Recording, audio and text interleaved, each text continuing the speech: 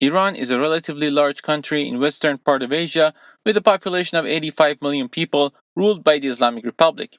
Although Iran is no North Korea, decades of sanctions, confrontations with the West, and internal political issues have prevented or discouraged people interested in the matter from understanding Iran's society and its internal struggles.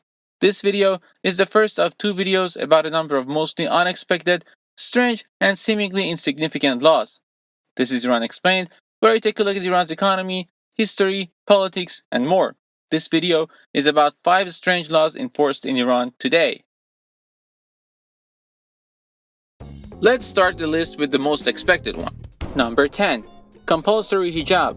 Although according to Islam it has a broader meaning and applies to both men and women, hijab is mostly referred to as Muslim women covering their hair and body. Shortly after the Islamic Revolution in 1979, hardcore supporters of enforcing Sharia law got the upper hand, and since then, all women have to wear hijab in public. Hijab has always been part of Iranian culture, but it had never been forced by the government on others before the revolution.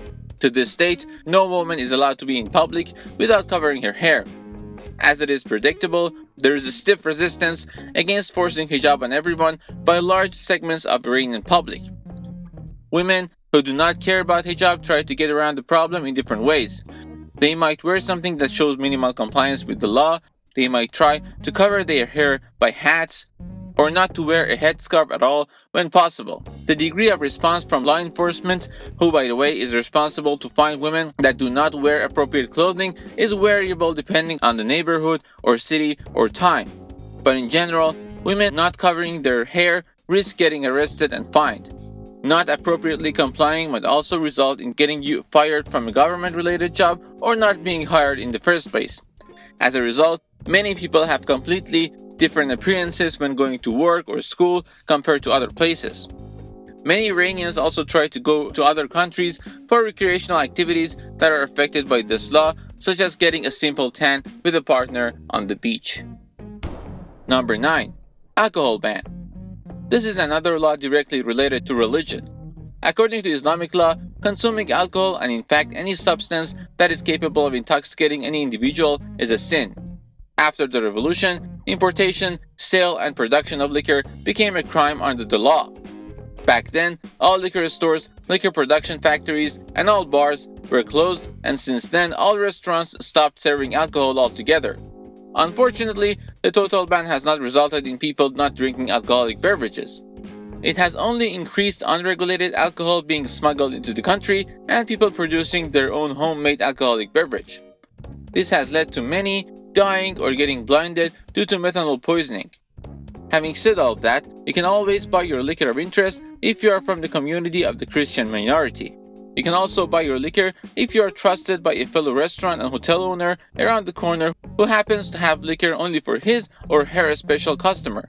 But if you get caught with alcohol in your blood, you might get flogged 80 times. If you get caught for the 3rd time, you might get executed.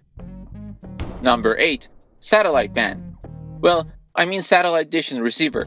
Since the establishment of Iran radio and television station, they had been the only non-print media for most people. It was about 30 years ago that satellite dish and receivers were first illegally imported to Iran, and since then, their use has grown exponentially. There is no official reliable source to know how many Iranians use satellites at home, but according to estimates from official sources, at least 30% of Iranians still use the device that is still considered illegal to import and sell and use. This is even more astonishing when you realize that the government has wasted too much resources on capturing people that set up dishes and receivers and try to gather and destroy any related equipment by any means, especially during the last 2 decades. Number 7. Internet censorship. Iran was connected to the internet more than 25 years ago, and after some time, number of connected individuals grow exponentially. Today, more than 60% of total population is connected to the internet. Despite this growth, however, there has been many attempts to limit the access of ordinary people to different websites. The first steps toward internet censorship was claimed to be an attempt to limit people's access to what they called inappropriate content. But after each major political event or protest, such as the Green Movement in 2009 or the protests and riots of the last 4 years, this censorship spread to other areas, such as news or social media. To this date, a lot of websites, including BBC, CNN, Facebook, YouTube, Twitter, and so many others, have been blocked. Now everyone knows that internet censorship is not something limited to one or two countries. But what makes this one interesting is that Iranian officials that have been involved in blocking these websites directly or indirectly are their current users, president, the supreme leader, a number of Iranian ministers, and many more. Number 6. Women riding motorcycles and bicycles. Iranian women have had the right to get a driver's license for decades, and they have even worked as taxi drivers, bus drivers, and truck drivers. But they have not been able to legally ride a motorcycle. To be exact, they can ride motorcycles competitively, but not on the city streets. This was not a huge problem previously, since the number of motorcycles and also number of women that were actually willing to get a license for it were negligible. However, recent years has witnessed an increase in the number of women that try riding motorcycles.